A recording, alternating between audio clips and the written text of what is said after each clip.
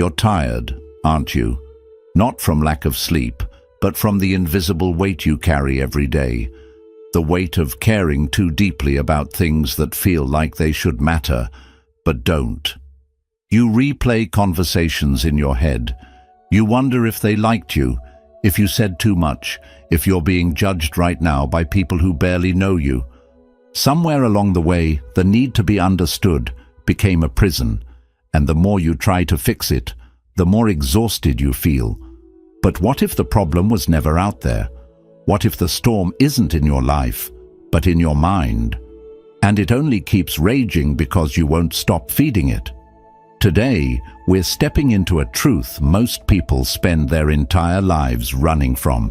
It's uncomfortable, it's confronting, but it's also the doorway to something rare, a kind of peace that doesn't come from controlling the world around you, but from finally letting it go. So stay with me. Don't just watch, listen, because at the end of this video, I'll share a single powerful Buddhist insight that could shift how you see your suffering and how you free yourself from it. Lesson 1: The reaction trap and the power of the pause. We often think we're tired because life is too loud, but the real exhaustion, it comes from how often we flinch internally at every opinion, every judgment, every moment that doesn't go our way. You brace yourself against the world as if it's out to harm you. But what if the real struggle isn't the world? It's your expectation that it should always feel gentle. In Buddha's teaching, the mind is compared not to a mirror, but to still water. When undisturbed, it reflects things as they truly are. But stir it with anger, pride or fear, and everything becomes distorted. The disturbance isn't from the world, it's from within. You're not reacting to what happened. You're reacting to how it violated the story your mind was clinging to. So the question is this: why does a passing glance, a misunderstood text, or a forgotten thank you leave you spiraling? The answer isn't that the world is cruel, it's that your ego quietly insists it should be kinder, that it should agree with you, respect you, validate you, and when it doesn't, your mind declares war, not on them, but on yourself. Here's where the practice begins, not with silence, but with space. What if, instead of reacting, you noticed the urge to react and just paused? That tiny moment between stimulus and response is where ancient wisdom lives. It's not weakness, it's awareness. The Buddha never asked us to be emotionless, he asked us to be free. And freedom begins when we stop letting every careless word drag us into emotional battle. You can feel anger rise without letting it speak for you. You can witness pain without becoming it. This isn't detachment out of coldness, it's detachment out of clarity. Because the less you need to prove something to the world, the more at peace you are within it. So the next time you're triggered, ask not, who hurt me? But, what belief am I protecting? Let go of the need to be understood by everyone. Understand yourself instead. That's the mirror clears. That's where the fire dies without burning. And that's where real power, quiet, grounded, lasting, begins. Lesson 2. The strings you don't see and the peace. They steal. You say you're in control, but if you pause long enough, you might notice something else, movements in your life that aren't entirely yours. You wake up and reach for your phone before your breath. You say yes with your mouth while your body says no. You're performing, pleasing, pretending, and you don't even realize why. This isn't freedom, it's quiet conditioning. Invisible forces, expectation, fear, the need to be needed, have been shaping your choices like strings on a puppet. You didn't choose them, but they've chosen your responses for years. The Buddha didn't teach escape, he taught clarity, and clarity begins when you stop asking what's wrong with the world and start asking what am I believing without questioning. Look closely. That pressure to be perfect, that fear of falling behind, that urge to prove yourself, These aren't random feelings, they're patterns, scripts, old reflexes from a mind that was taught it had to earn peace through effort, attention, and control. But here's the shift. Once you can name the pattern, you are no longer inside it. You become the observer, the one who sees the string, not just the one being pulled by it. Try this. The next time your chest tightens over a comment, or you feel the urge to explain yourself for the 10th time, don't resist it. Don't fight it. Just ask, what am I chasing? Whose approval am I trying to keep? What fear is this emotion defending? That is how you cut the string. True minimalism isn't just letting go of objects, it's letting go of internal noise. It's refusing to carry every thought like it's yours to obey. It's giving yourself permission to not respond, not react, not defend. Because you weren't meant to live on autopilot. You weren't meant to be a reflection of everyone else's demands. You were meant to wake up, to stop running the program and choose. Peace doesn't come from fixing everything around you. It comes from seeing clearly. And once you see the string for what it is, just a thought, just a fear, just a habit, you're free to let go. You're not broken, you're bound. And you don't need to be more, you need to be less entangled. Let go of the performance, let go of the pressure, let go of the illusion that you must be everything to be enough. You are already whole beneath the strings. You are not the puppet, you are the hand that can finally, gently put down the script. Lesson 3. The Art of Letting Go. Where real peace begins. We live as if holding tighter will save us, as if gripping to people, plans and perceptions will somehow guarantee peace. But the harder you hold, the more life resists. It's like trying to catch wind with closed fists. You just end up tired, tense and empty. Have you ever wondered why you feel so drained, even when nothing dramatic is happening? It's because your mind is always clutching to outcomes you can't control, to the fear of being misunderstood, to the endless weight of needing to get it right. Buddhist wisdom doesn't promise a perfect life. It invites you to stop demanding one. Because suffering isn't found in what we lose, it's born in the grip that refuses to let go. The truth is uncomfortable. You don't need to fix every misunderstanding. You don't need to prove your heart to people who've already decided who you are. You don't need to make everyone happy. That's not your burden. It never was. What if peace isn't something you earn by getting everything right, but something that naturally appears when you stop trying so hard? Imagine your mind as an open sky, and every worry, every judgment, every expectation is a balloon you're clinging to. One by one, let them go. Watch what happens. The sky doesn't collapse, it clears. Letting go doesn't mean you stop caring. It means you care wisely. It means you choose where your energy flows and what truly deserves it. You don't have to shrink your heart, only your attachments. Start with small rebellions. Don't chase every notification. Don't answer every critic. Don't explain your soul to those who only hear noise. Protect your stillness like it's sacred, because it is. Ask yourself gently, what story am I still gripping today? Who am I trying to impress? What am I afraid will happen if I just let go? The answer is not collapse. The answer is clarity.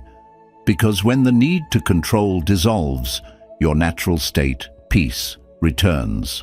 Not as a reward, but as a remembering. You were never meant to carry so much. Not every burden is yours. Not every opinion is truth, and not every outcome needs your control to unfold. Let go, not out of weakness, but because your soul is tired of gripping. Let go, not to escape life, but to enter it more fully. That's the shift, and that's where peace no longer visits. It stays. Lesson 4. The shift that sets you free. There's a moment, small but powerful, when something inside you whispers, "Wait, maybe I'm not my thoughts," and everything begins to change.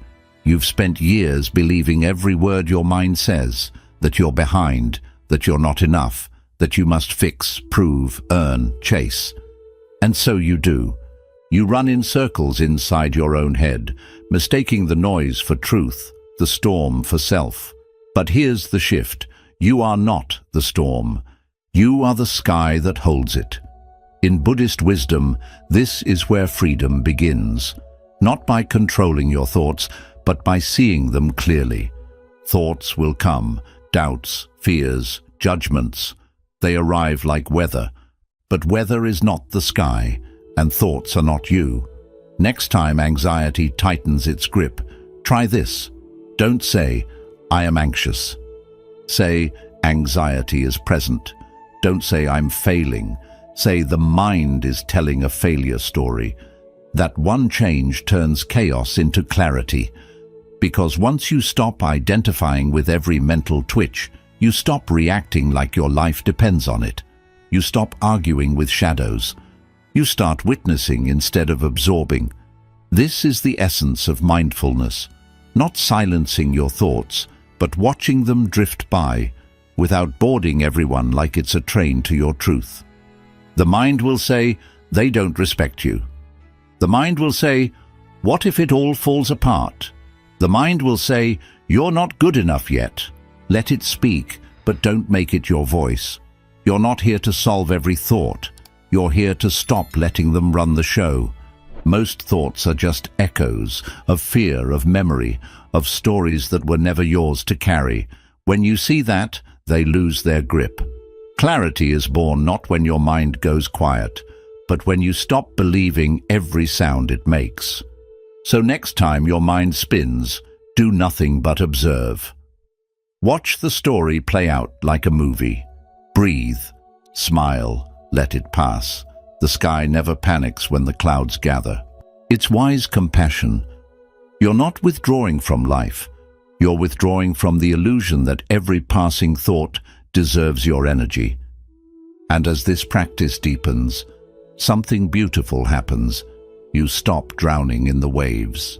Because you remember, you are not the ocean. You are the sky, still, open, unshaken. You don't need to silence your mind. You only need to remember you were never the storm. You are the one watching it pass. Lesson 5. The discipline of doing less. You're not exhausted because you're doing too much. You're exhausted because too much of what you're doing doesn't mean anything. Your time is being traded for tasks you don't believe in, conversations that drain your spirit, and distractions that feel urgent but leave you feeling hollow. Buddhism doesn't romanticize the hustle. It honors stillness, presence, and intentionality. The Buddha once said, "Better than 1,000 hollow words is one word that brings peace." The same is true for your days. One act done with full attention holds more power than a dozen half-hearted efforts. Imagine your life like a bowstring. Every responsibility, every worry, every distraction pulls on that string. But if your aim is scattered, if you're firing off arrows in every direction, nothing truly lands. Nothing goes deep, and your peace gets pulled apart in the process. The truth is, distraction isn't just killing your productivity, it's stealing your presence. You can't fully experience the moment you're in if your mind is already rushing to the next 5. If your attention is divided, so is your life. And a divided life is a disoriented one. So here's the shift. What if today you only focused on 3 essential things? 3 tasks, 3 intentions, 3 places where your presence truly matters. Emotionally, spiritually, practically. Let the rest fall away, because not every demand is worthy of your energy. Not every request deserves a yes. Some things are just noise in disguise. You've been taught that success means doing more, producing more, being constantly available. But real mastery isn't found in movement. It's found in meaning. It's not about checking every box. It's about showing up fully to what actually matters. Start small. That email that isn't urgent, let it wait. That phone call that drains you every time, you're allowed to skip it. That task that's on your list out of guilt, not purpose, cross it off. Reclaim your time not by filling it, but by filtering it. Doing less isn't laziness, it's courage. The courage to say, this is where my peace lives, this is where I'll show up, and the rest, I release it. And when you begin to live that way, deliberately, selectively, calmly, the noise starts to fade. Your days get quieter but deeper, your actions get fewer but more meaningful, and your mind, once scattered, starts to feel like it's finally coming home. So ask yourself, what's one thing I can remove from today, not to fall behind, but to feel aligned? What if success was never about finishing everything, but about feeling whole while doing only what truly matters? You weren't built to chase every task. You were built to move with clarity, to act with precision, to live like a single arrow, steady, intentional, and at peace. Do less, but do it better. Not to shrink your life, but to finally deepen it. Lesson 6. Let go of the inner drama. There's a storm inside your mind, but what if the way out isn't through control, overthinking, or analyzing every wave? What if the real freedom comes from no longer needing to fight the storm at all? Most of the suffering we carry doesn't come from what's happening. It comes from the story we tell ourselves about it. A short message, a delayed response, a glance, and suddenly your mind builds a whole narrative. They're upset. I did something wrong. I need to fix this. But stop and ask yourself, did anything actually happen? Or did your thoughts just spin a fiction and you believed it? You see, your mind is a storyteller. It's constantly casting you in roles. The one to blame, the one to fix, the one who's not enough. And if you're not careful, you'll live in those roles, responding to problems that don't exist, fighting battles that were never real, exhausting yourself over nothing. Buddhism teaches us something radical. You don't have to engage with every thought. You don't have to believe every feeling. You can simply watch, like the sky watches the clouds, like the ocean watches the waves. The next time your mind starts spinning, pause. Don't react, don't solve, don't feed the drama with more thinking. Just step back and observe. Ask yourself gently, is this real, or is this just a mental movie I'm watching? That one question can create space, and space is everything. In that space, you reclaim your peace. You shift from being the actor trapped in the script to the quiet witness who doesn't need to participate. You don't have to fix everything to be okay. You don't need the world to align with your expectations to feel grounded. In fact, the moment you stop needing it to, your peace becomes unshakable. Here's your practice. Let go of one inner drama today. Just one, the loudest one, the one that's stealing your attention. Let it play without reacting. Watch it without joining the story. You'll be surprised how quickly it loses power when you stop giving it energy. Because sometimes the strongest choice isn't to fix the thought or resist the emotion. Sometimes the strength is in doing nothing at all, just standing still and letting it pass. You are not the chaos. You are the space around it. You don't have to silence the storm. You just have to stop standing in the rain. Lesson 7. Stay open. When pain arrives, our first instinct is to close. We retreat, tighten, brace, convinced that protecting ourselves means surviving. But here's the uncomfortable truth. Real healing doesn't happen behind walls. It happens when you stay open, especially when it's hardest. The heart, like a flower, doesn't bloom by avoiding storms. It grows through them. And Buddhism offers us a powerful but difficult truth. We only suffer because we cling. Cling to comfort, to control, to how we think things should be. But clinging often wears a clever disguise. It shows up as shutting down, as guarding ourselves, as pretending we don't care. Think back to a time you were hurt, not physically, but emotionally or spiritually. Did you close off? Did you pull back?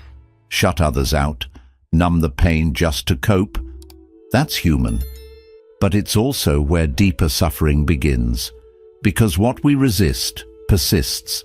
What if the real strength isn't found in armor, but in softness, in choosing to stay emotionally present even when it stings? This isn't about being naive. It's not about tolerating abuse or letting people walk all over you. It's about remaining human, even in pain, when everything in you wants to shut down, when you feel that tightness in your chest. Pause, breathe, don't run from it, don't numb it. Ask yourself gently, what am I closing right now, and why? Is it fear? Is it shame? Is it protection? Or just habit? Then, without forcing anything, breathe into that space. Let it soften, just a little. Not because the pain is gone, but because you've stopped resisting it. And in that moment, you've reclaimed your power. You see, shutting down doesn't actually protect you. It just traps you. Inside old stories, recycled emotions, and walls that become cages. Staying open is what allows the pain to pass through instead of take root. It's what prevents discomfort from becoming identity. So here's your quiet practice. Next time life stings, don't collapse. Stay. Breathe. Notice what closes and gently ask it to loosen. When you're offended, soften. When expectations aren't met, remain present. When fear knocks, open the door and realize it's just a messenger, not a master. Emotional resilience isn't about being unshakable, it's about choosing to stay soft, even when it hurts.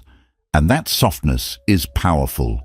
It tells your nervous system, I am safe, I don't have to shut down. That's not weakness, it's wisdom.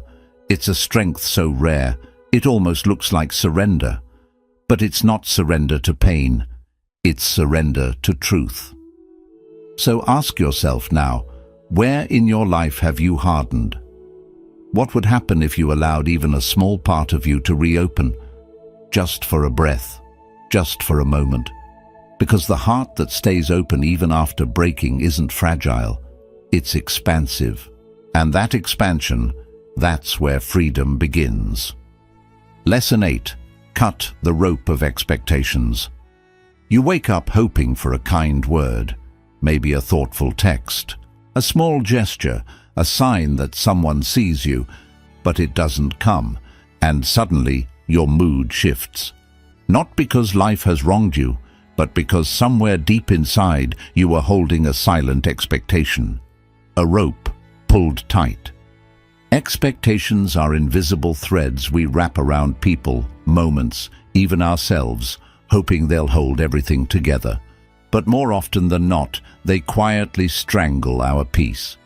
Buddhism teaches that attachment is the root of suffering, and expectations, they're just polished attachments, wrapped in the belief that life should unfold on your terms. But here's the truth, it's not the event that hurts.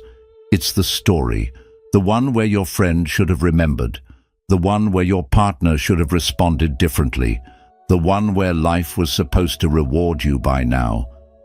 But life isn't a play you get to direct.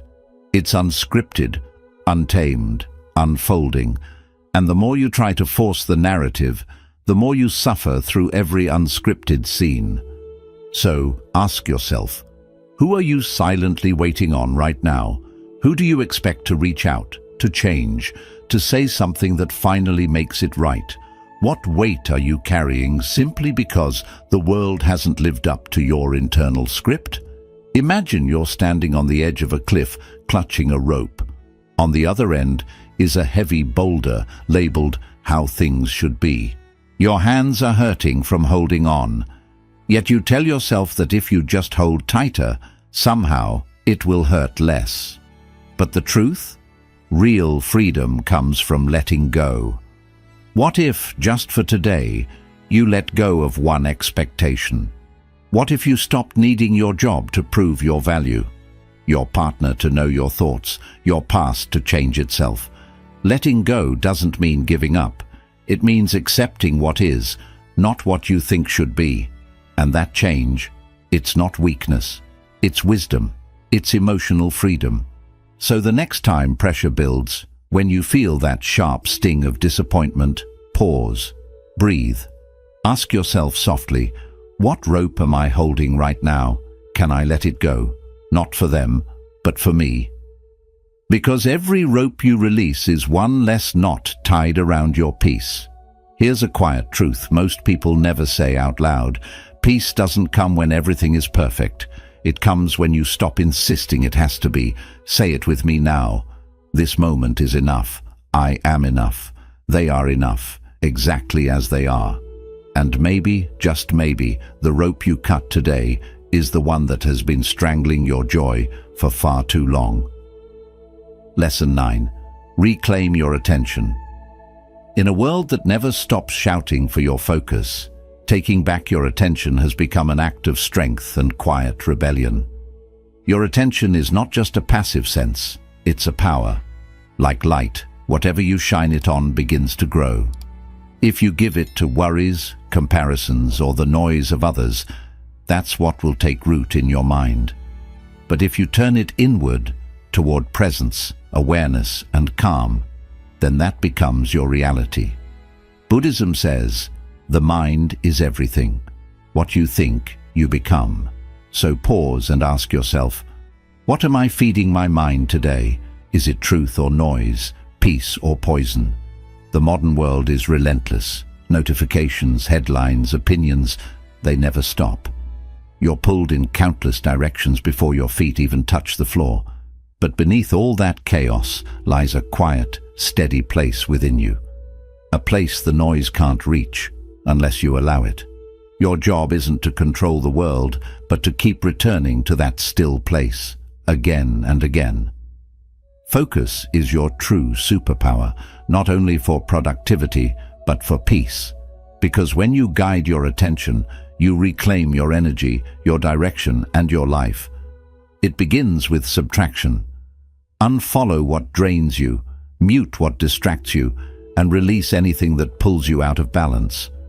This isn't just digital decluttering, it's mental clarity. When you stop feeding the noise, you finally hear your own voice again, but don't expect it to be effortless.